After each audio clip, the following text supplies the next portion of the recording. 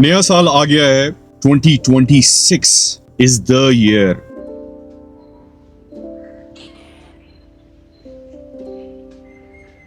इस साल 12 महीने में सब कुछ बदल जाएगा। एक्सक्यूजेस बनाना छोड़ना पड़ेगा, मेहनत करनी पड़ेगी, काम शुरू करना पड़ेगा।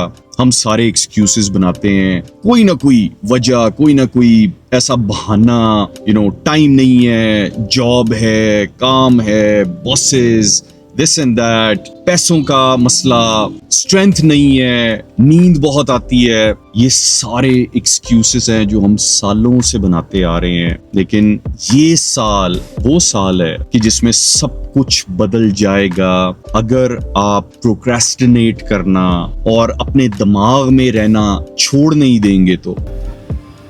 अस्सलाम वालेकुम सर, कैसे? बिल्कुल ठीक यार। एक Brazilian black coffee. Black coffee.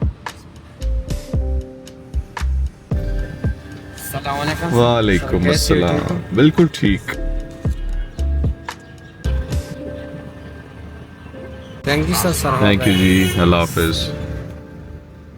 सोच से क्या होगा, हम लोगों को देखते हैं और इम्प्रेस होते हैं। किसी की बॉडी बड़ी अच्छी है, किसी का बिजनेस बहुत अच्छा है, कोई बहुत फोकस्ड है, किसी ने अपने आप को बड़ा मेंटेन किया हुआ है। एंड जब हम उनको देखते हैं तो कोई ना कोई अपने जहन में बहाना बनाते हैं कि उनके पास प्रॉब्ली टाइम बहुत है, कोई स्टेरॉइड्स यूज करता है, किसी के बच्चे नहीं हैं, किसी की जॉब नहीं है। लेकिन कोई ना कोई एक्सक्यूज हमारे दिमाग में होता है। लेकिन मैं आपको एक चीज बता रहा हूं जिसे आप एग्री भी करेंगे। मुझे अपनी वीकनेसेस और अपने एक्सक्यूजेस का बहुत अच्छे तरीके से पता है, और आपको भी पता है कि हम क्या कर सकते हैं और क्या नहीं करते, क्या हमारे बस में है लेकिन हम उसको पुट ऑफ कर देते हैं। मुंह से तो कोई बहाना बना लेते हैं लेकिन दिल में हमें एग्जैक्टली पता है कि हम क्या कर रहे हैं।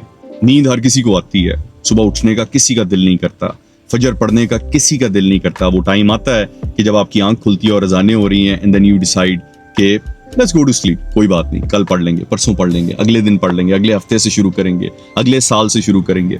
सुबह उठ के एक्सरसाइज करने का किसी का दिल नहीं करता। आपने देखा होगा कि मैं सुबह रोज उठ के कॉफी पीता हूँ। पैनकेक्स खाने का, फ्रेंच टोस्ट खाने का, क्रोसॉन्स खाने का सुबह बहुत दिल करता है, हर किसी का करता है। भूखे रहने का किसका दिल होता है? आपका ख्याल है कि मुझे पिज्जाज, बर्गर्स, आइसक्रीम्स, चॉकलेट्स खाने का दिल नहीं करता? करता है, बिल्कुल करता है। लेकिन ये वो डिसिप्लिन है जो मैं अपने आप को फोर्सफुली देता हूं ताकि मैं एक सर्टेन गोल अचीव कर सकूं।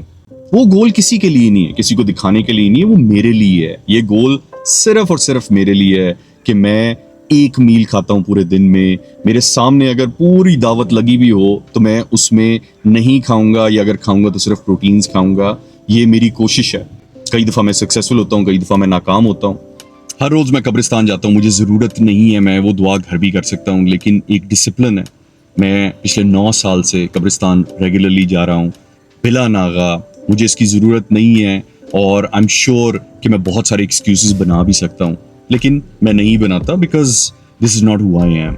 और मैं कोई स्पेशल नहीं हूँ, मेरे अंदर कोई ऐसी एबिलिटी नहीं है जो आप लोगों के अंदर नहीं है। हम सब के पास वही एबिलिटीज़ हैं, वही 24 घंटे हैं, लेकिन हम एक्सक्यूजेस बनाने में मगन रहते हैं और किसी ना किसी तरीके से उस काम को जस्टिफाई कर लेते हैं ना करना। मैं हमेशा ये सोचता हूँ कि मैं अपनी स्टोरी का तो हीरो हूँ।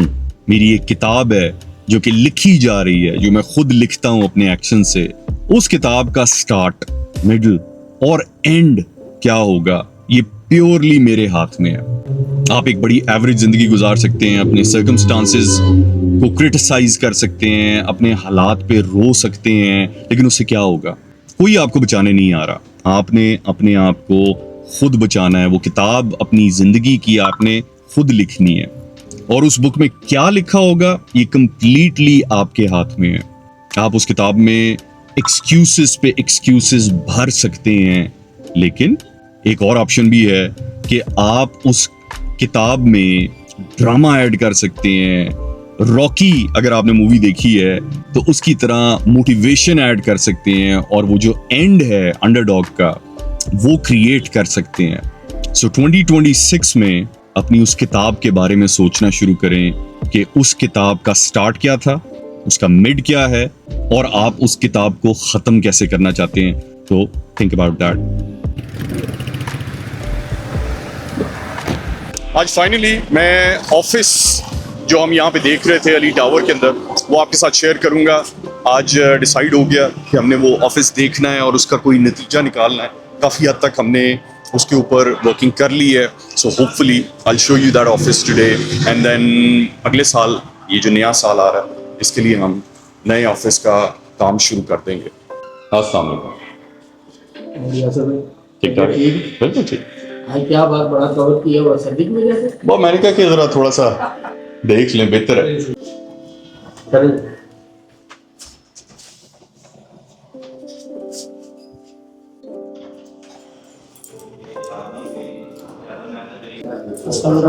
वालेकुम अस्सलाम।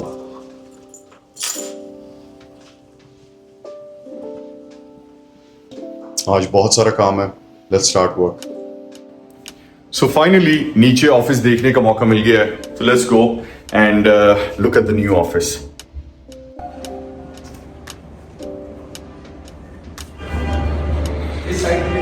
ये है जी ऑफिस, और काफ़ी बड़ी जगह है, लेकिन बहुत सारा काम इसके ऊपर होने वाला है।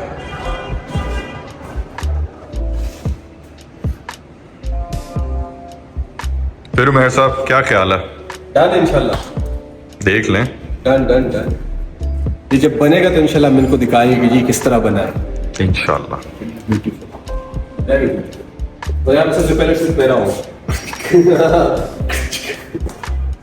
एक और प्रोडक्टिव दिन, थोड़ा स्केरी भी है। I'll let you know. Let's go home and meet the family. 3 साल पहले मैं अली टावर आया था। मेरा जो बिजनेस, जब पुराना वाला बिजनेस बिल्कुल ख़त्म हो गया, 2 साल मैंने मजबूरन नौकरी की, ज़िंदगी में पहली दफ़ा की, और उसके बाद 1 साल मैं कुछ भी नहीं कर सका। उस दौरान मैंने एप्पल साइडर विनेगर को फर्मेंट करने का प्रोसेस जो था, उसको मैंने डिस्कवर किया, उसको मैंने मास्टर करने की कोशिश की, एंड देन उसके बाद हमने अपना ये बिजनेस स्टार्ट किया। एंड कुछ अर्सा मैंने घर में काम किया, एंड देन उसके बाद मैं अली टावर आया। यहाँ पे हमने एक नया ऑफिस लिया। 3 साल हो गए हैं इस ऑफिस में, एंड जो स्पेस हमारे पास है वो तकरीबन कोई 800 स्क्वायर फुट का एक ऑफिस है और 400 स्क्वायर फुट का एक ऑफिस है। सो 1200 स्क्वायर फुट के अंदर इस वक्त हम हैं। जो नया ऑफिस आज मैं देख रहा था, जो कि मोर और लेस हम फाइनल करना चाह रहे हैं, if everything goes well, hopefully we'll finalize it। 1200 square foot का एरिया इस वक्त हम ऑक्यूपाई करते हैं, लेकिन जो नया ऑफिस है वो 6000 स्क्वायर फुट है, और इतनी बड़ी जंप और इतना बड़ा रिस्क मैंने जिंदगी में कभी पहले नहीं लिया। एक दफा लिया था, and that was a big disaster. I had to close my company down, I lost everything. और उसके बाद अब 6000 स्क्वायर फुट का एक ऑफिस हम प्लान कर रहे हैं। मैंने कुछ सालों पहले से डिसाइड कर लिया था कि I am gonna try and take a lot of risks in life. क्या होगा ज्यादा से ज्यादा, मतलब अगेन लोगों को हमेशा डर रहता है कि पता नहीं क्या हो जाएगा। देखिए, जो वर्स्ट चीज है वो मौत है। ज्यादा से ज्यादा क्या होगा, मर जाएंगे। लेकिन वो भी हम जब एग्जैजरेट करते हैं अपनी सोच को, तब ऐसे लगता है कि जैसे मर जाएंगे। लेकिन अगर तो अल्लाह की तरफ से मौत आई है तो आई है, अदरवाइज ये चीजें आपको मार नहीं सकती। देखिए, मैं फिर कह रहा हूं, हमारे जैसे पेरेंट्स जो जिनके बच्चे हैं, जिनका एक लाइफस्टाइल है, सबसे बड़ा डर क्या होता है कि अगर सब कुछ चला गया तो क्या होगा, बच्चे कहाँ जाएंगे, हम कहाँ रहेंगे, हम खाएंगे कैसे, बच्चे पढ़ेंगे कैसे, क्या उनको स्कूलों से उठा लेंगे, क्या करेंगे। बट वहीं पे मैं हमेशा कहता हूं कि अगर आपके हाथ में स्किल है तो आप भूखे नहीं मर सकते। यस, आपका लाइफस्टाइल कुछ अरसे के लिए कॉम्प्रोमाइज होगा। हो सकता है आपको बच्चों को स्कूल कॉलेजों से उठाना पड़े, हो सकता है उनको कामों पे लगाना पड़े। बट सोचें, हम बच्चों को ये जो पढ़ा और लिखाते हैं, वो वो इसीलिए लिखाते हैं और पढ़ाते हैं ताकि वो कामों पे लग जाएं। सो अगर आपको अर्जेंसी में उनको कामों पे लगाना पड़ जाएगा तो इसमें बुरा क्या है।